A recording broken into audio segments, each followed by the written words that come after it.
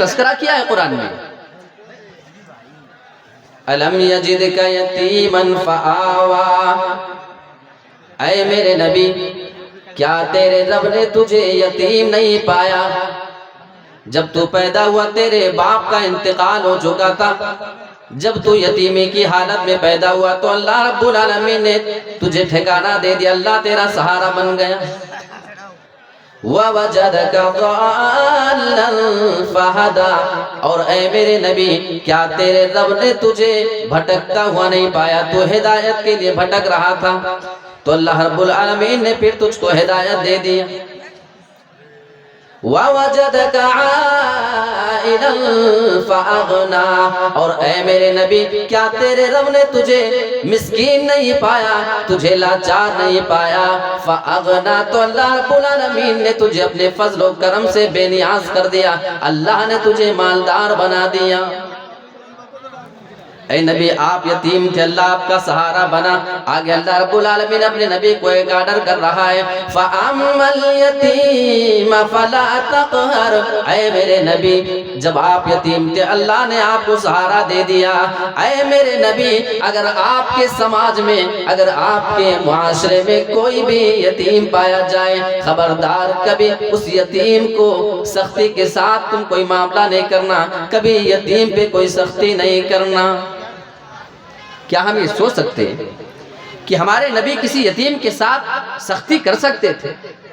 ارے یہ نبی تو وہ ہے جس نے دشمنوں کو دعائیں دی، اپنے گلے میں رسی ڈال کر کھینچنے والے دشمن تک کو آپ نے کبھی کچھ نہیں کہا. آپ نے تو اس کے ساتھ سختی نہیں کیا، آپ نے اپنی بیٹی کے قاتل کے ساتھ بھی سختی نہیں کیا. ہمارا نبی ایک معصوم یتیم کے ساتھ کیسے سختی کر سکتا تھا؟ دراصل آرڈر نبی کو ہو رہا ہے لیکن حکم تمام مسلمانوں کو ہے. اے امت مسلمہ کے لوگوں خبردار کبھی کسی یتیم پہ سختی نہیں کرنا. آج ہم اپنا کردار دیکھ لیں، کیا ہم واقعی یتیموں کے ساتھ سختی کرتے یا نہیں؟ کیا ہمارا یتیموں کے ساتھ معاملہ ٹھیک ہے یا نہیں؟ آئیے ذرا اللہ کے نبی کی ایک حدیث دیکھتے ہیں اور اس کی روشنی میں لوگوں کے کچھ اعمال دیکھتے ہیں.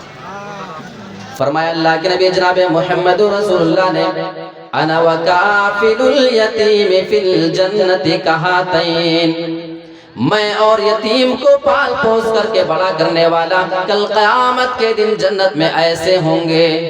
وَأَشَارَ بِالسَّبَّابَةِ وَالْوُسْطَىٰ، اللہ کے نبی نے اپنی شہادت اور بیچ کی انگلی کو ملا لیا. آپ نے فرمایا جیسے یہ دونوں انگلیاں آپس میں ملی ہیں، ان کے درمیان کوئی گیپنگ نہیں، ان کے درمیان کوئی دوری نہیں، ایسے یتیم کو پال پوس کر کے بڑا کرنے والا، یتیم کے خرچ پانی کا انتظام کرنے والا اور یتیموں کا گھر چلانے والا کل قیامت کے دن میرے ساتھ جنت میں پڑوسی بن کر کے رہے گا.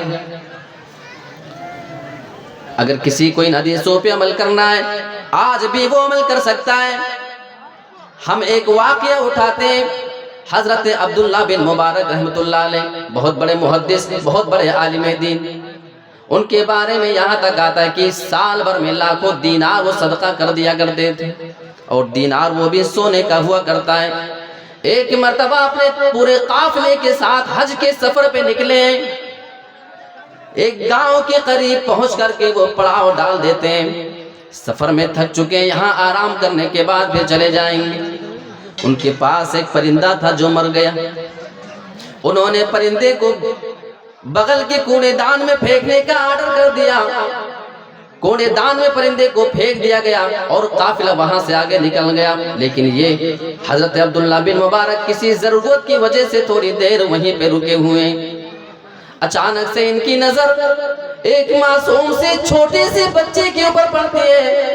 وہ اسی کوڑے دان کے پاس جا کر اسی مرے ہوئے پرندے کو نکالتی ہیں اور اس کو لے کر کے جانا چاہتی ہیں. حضرت عبداللہ بن مبارک نے جب یہ منظر اپنی آنکھوں سے دیکھا تو پریشان ہو جاتے ہیں. فوراً اس معصوم سی بچی کے پاس گئے.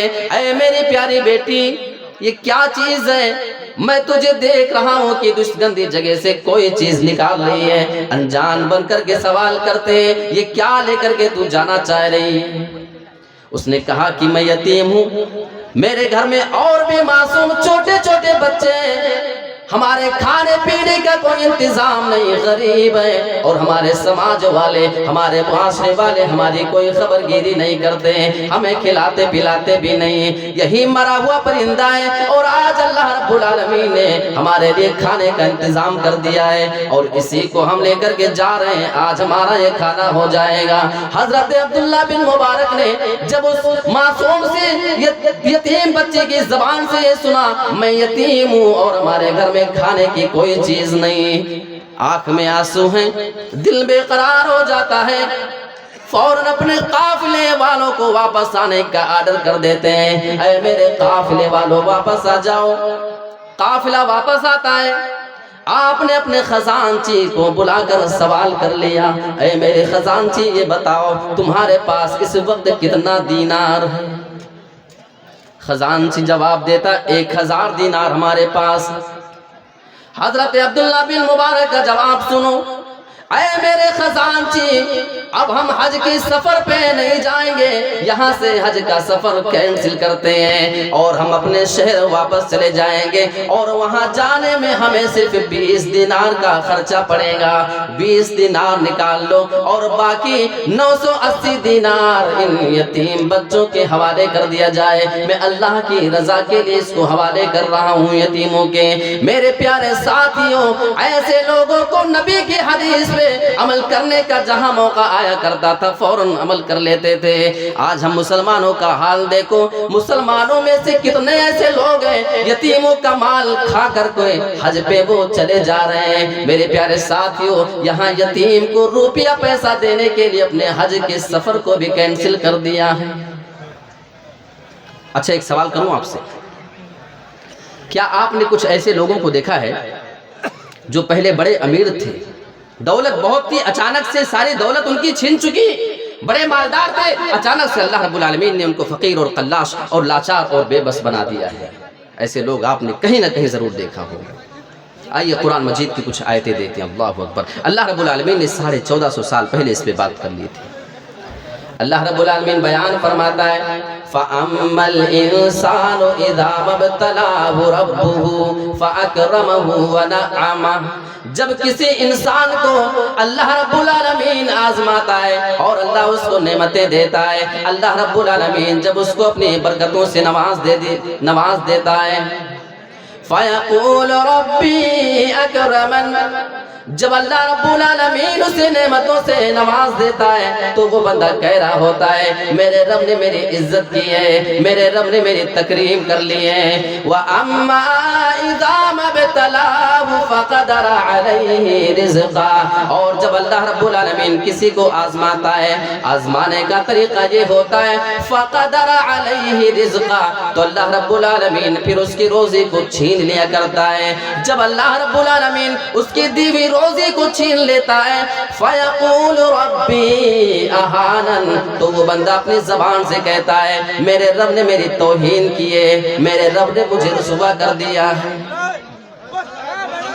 كَلَّا بَل لَّا تُكْرِمُونَ الْيَتِيمَ